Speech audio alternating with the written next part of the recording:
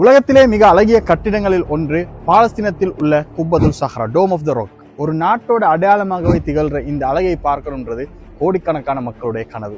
சில வருடங்களுக்கு முன்னாடி ஒரு மனிதர் இந்த இடத்தை பார்வையிட போறாரு. அதை பார்த்த கணமே மெய்சிலிருந்து போறாரு. அப்போ அவருக்குள்ள ஒரு கேள்வி வருது, எனக்கு இந்த அழகை பார்க்க வாய்ப்பு கிடைச்சிச்சு, ஆனா என் நாட்டில் உள்ள எளிய மக்களுக்கு பாலஸ்தீனம் வரைக்கும் வந்து இந்த அழகை ரசிக்க முடியுமா?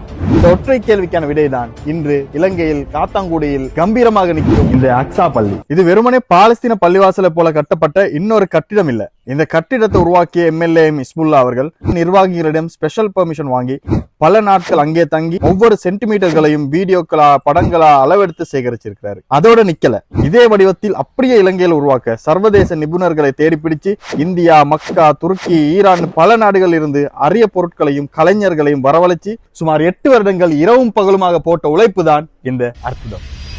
இதனுடைய ஃப்ளோ காப்பர்ஸ், பிரம்மாண்டமான கதவுகள், ஜன்னல், கண்ணாடிகள் எல்லாமே பாலஸ்தீன கட்டிடக்கலையின் எக்ஸாக்ட் ரெப்ளிகா. இங்க இருக்கிற இந்த ஜன்னல் கண்ணாடிகள் சாதாரணமா சாயம் பூசியதோ இல்லாட்டி ஸ்டிக்கர் ஒட்டியதோ இல்ல, தயாரிக்கும் போதே வண்ணங்களை ஊடுருவ செய்யப்பட்ட ஸ்பெஷல் இன்ஜெக்டட் கலர் கிளாஸஸ். இன்னும் சொல்ல போனா இந்த செவத்துல டைல்ஸ்கள்ல பதியப்பட்டிருக்கிற சூரா யாசினுடைய வசனங்கள் பல 1000 டிகிரி வெப்பத்துல சுடப்பட்டு டைல்ஸ்கள்ல படிய வைக்கப்பட்டிருக்குது.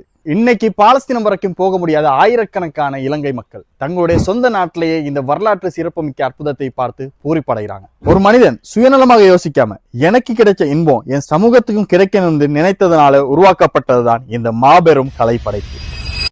பிறருக்கு நன்மை செய்யணும் என்ற எண்ணமும் தளராத உழைப்பும் இருந்தால் உங்களாலும் வரலாற்றை படைக்க முடியும். இந்த அக்ஸா பள்ளிக்கு நீங்க ஏற்கனவே வந்திருக்கீங்களா என்பதையும் கீழே கமெண்ட் பண்ணுங்க. டோன்ட் கிவ் அப் அடுத்த சீரீஸ்ல இந்த சமூகத்துக்காக உருவான இன்னொரு பிரம்மாண்டமான படைப்புடன் சந்திப்போம். அதுவரை உங்களிடம் இந்த விடைபெறுகின்ற நான் ஜாவித் பூசு. மறக்காம சேனலை சப்ஸ்கிரைப் பண்ணுங்க, ஃபாலோ பண்ணுங்க.